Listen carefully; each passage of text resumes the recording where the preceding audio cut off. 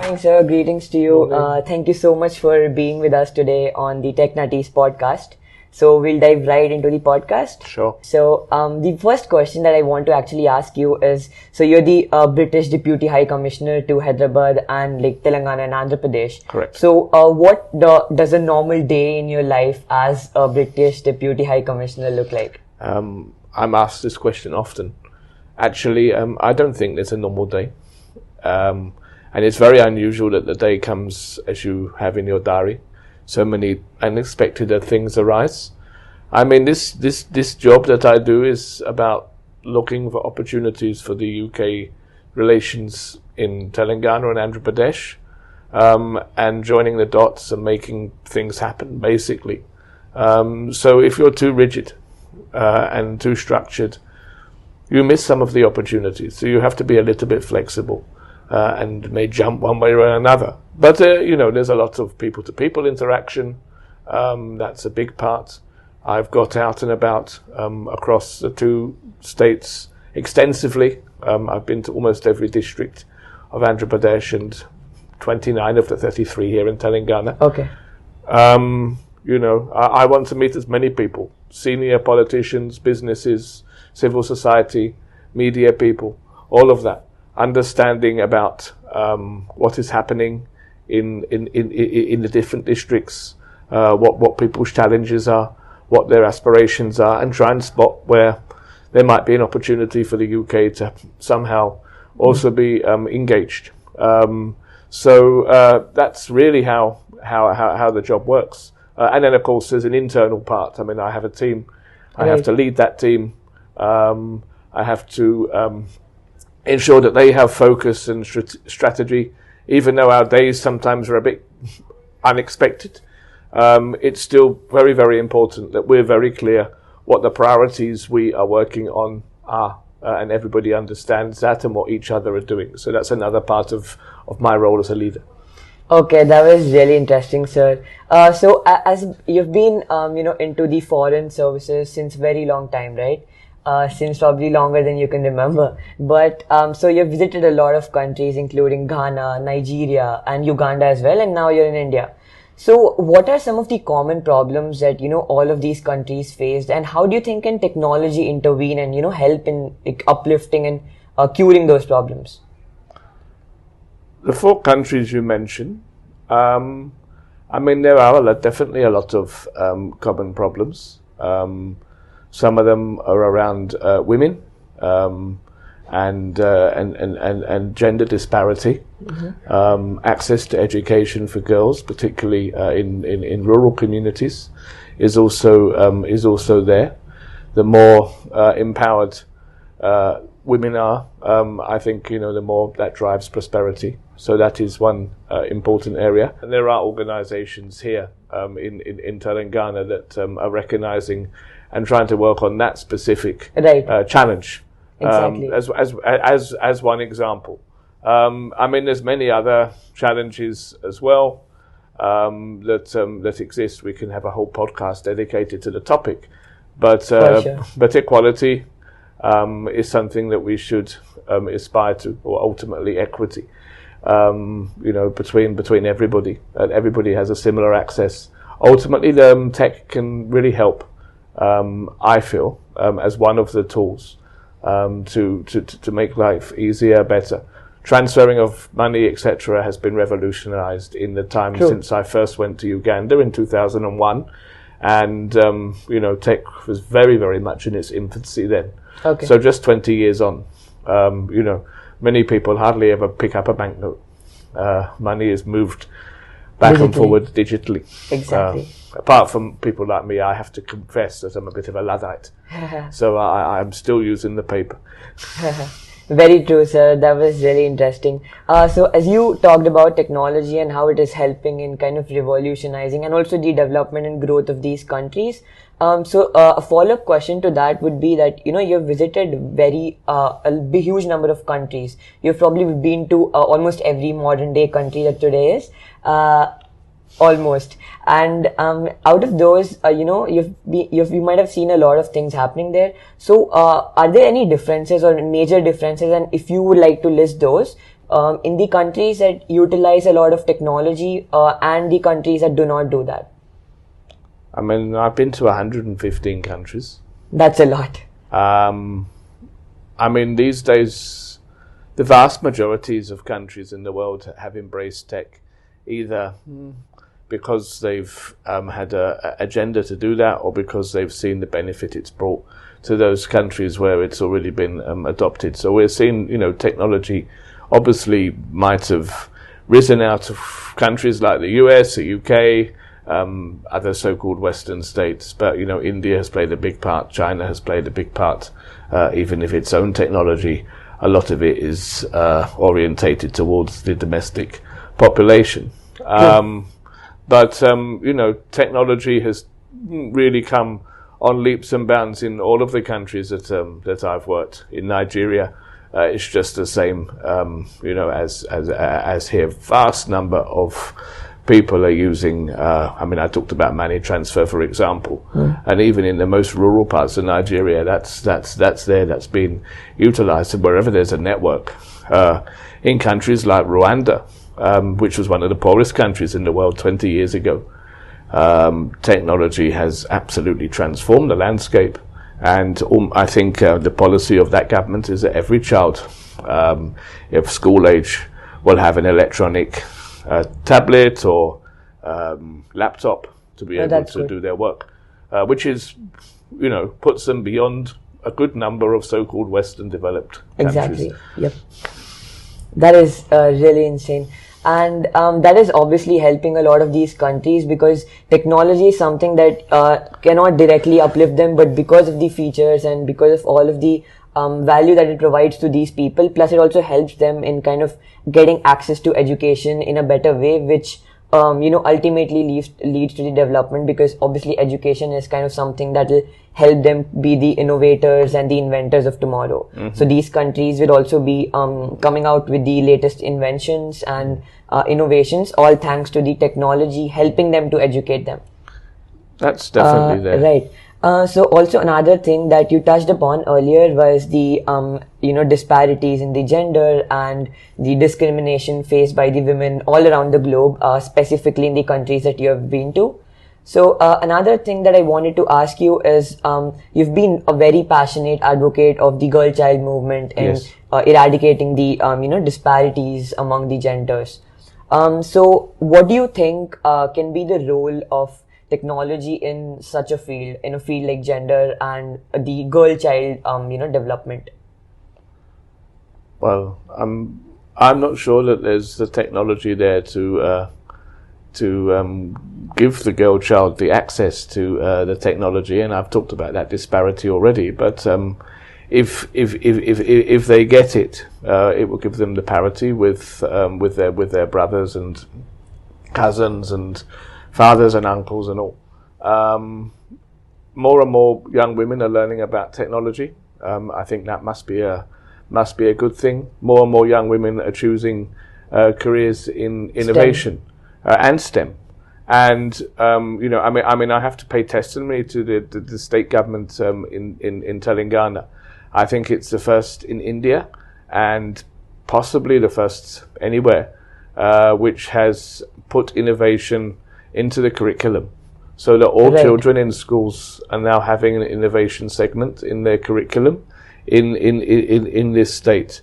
And when it comes to innovation and ideas, it's consistently girls who are having that opportunity, who are coming out on top. So in the last couple of months, there has been one competition among schools across Telangana on innovation and coming up with ideas. The winner and the runner-up of that competition, out of I think 19,000 something schools, I can't remember the number, both of them were all girl teams. Okay, that's amazing. And the winner of another similar competition, which the Women Empowerment Hub here has been running among college students across the state. Also, the winning team was an all-girl team. So it shows, the potential that young women have once they have this access and this kind of opportunity to utilize tech as part of whatever space they want to work in. Truly. And anybody who wants to see the living index improve, poverty being reduced, is going to want to empower more women, more girls to get into this space. And the time to do that is obviously when they're having their education. So as I say, I come back to my original point. Telangana's innovation here in terms of the curriculum, in terms of bringing this topic to the classroom and making it mandatory for all, is really, really important, because you definitely capture the imagination of some of these amazing young girls at that point, and perhaps it's a life-changing experience for some.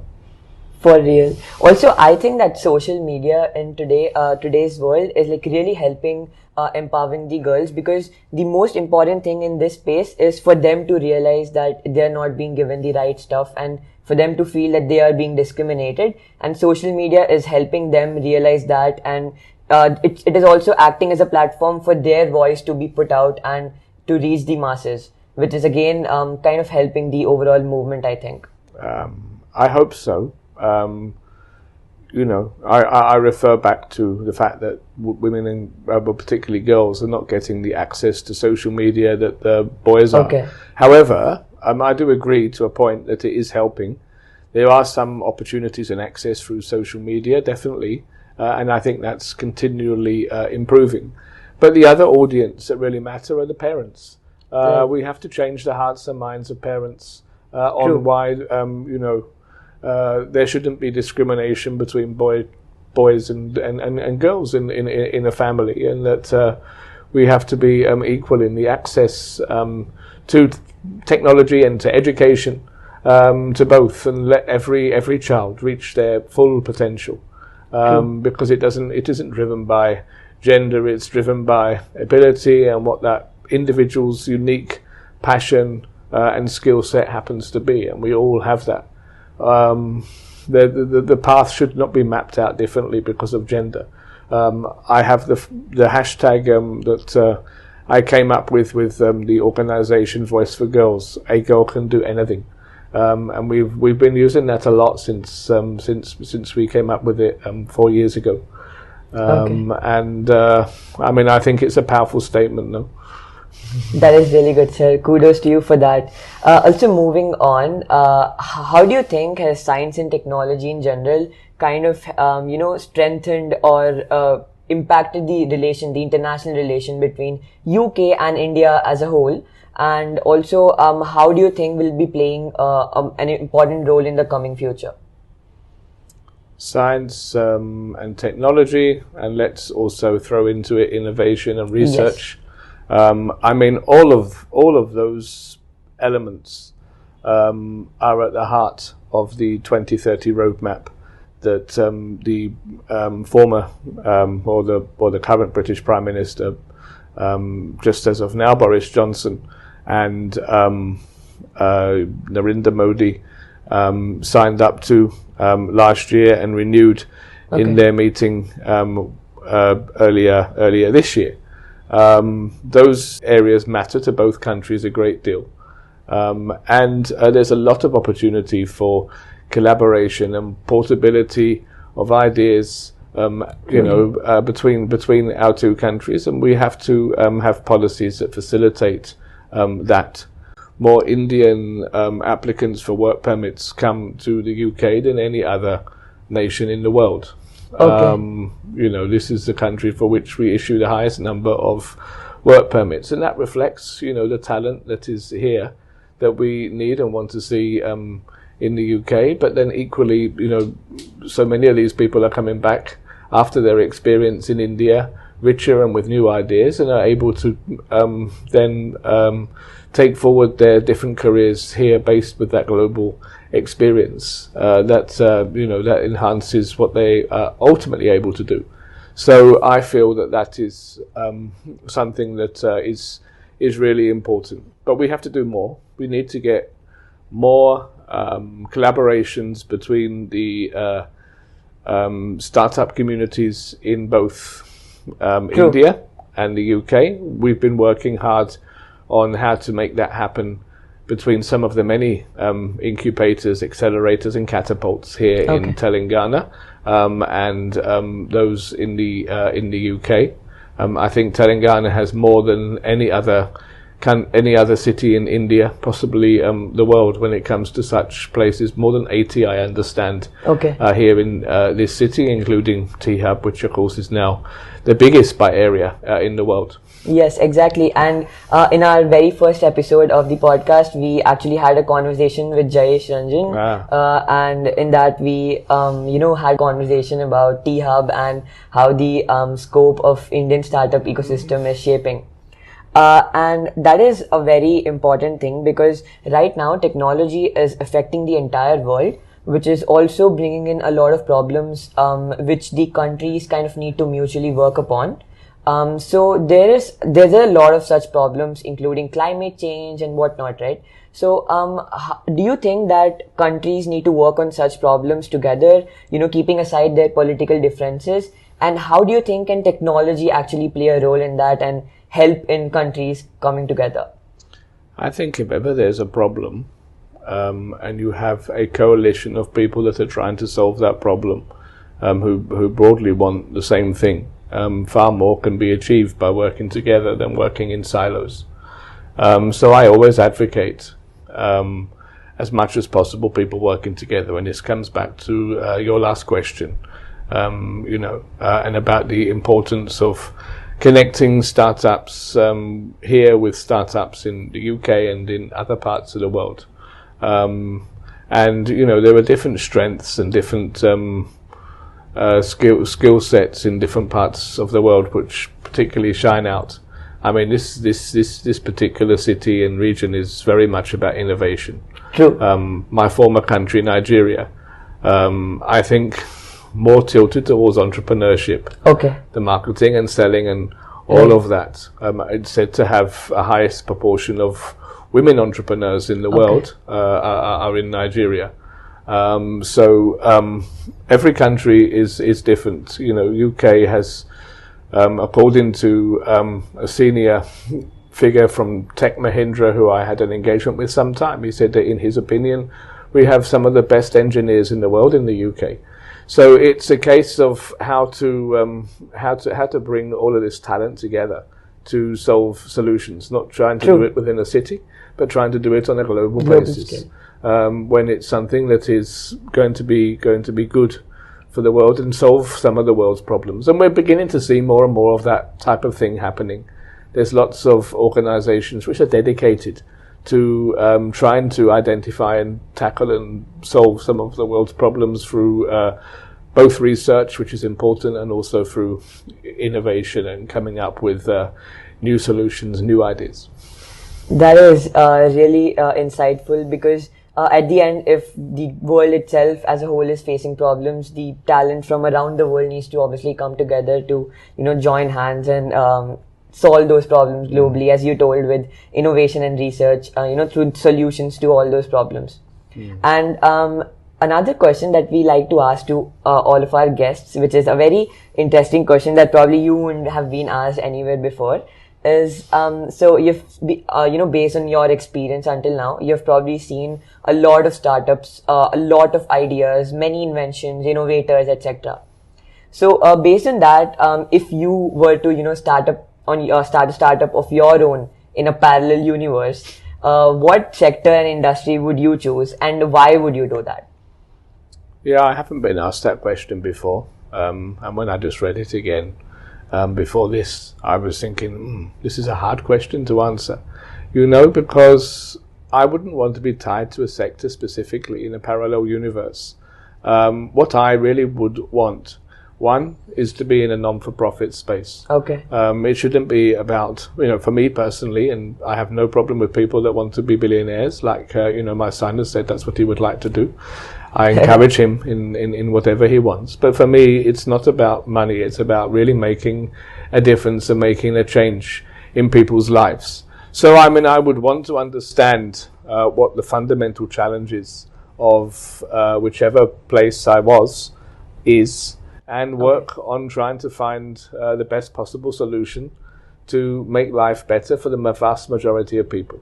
And that's what would motivate me. So whether it was something to do with health, or whether it was something to do with transportation, or whether it was something to do with whatever the equivalent of climate change might be in that universe, it wouldn't matter. The biggest challenge and the biggest problem, and trying to find a solution with that with like-minded partners, would be what would really excite me.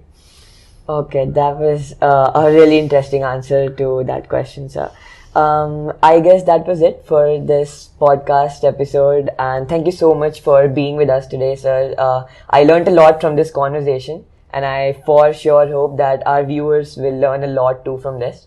Well, it's nice to have a chance to interact with you and with your viewers, and I must commend you on such thoughtful and well-researched questions. Thank you so much. Really impressed. I wish your podcast all the best for the future. Thank you I hope so much. Your audience will continue to grow. Do keep in touch with my office, with my successor, and all the best to you. Thank you. Thank you.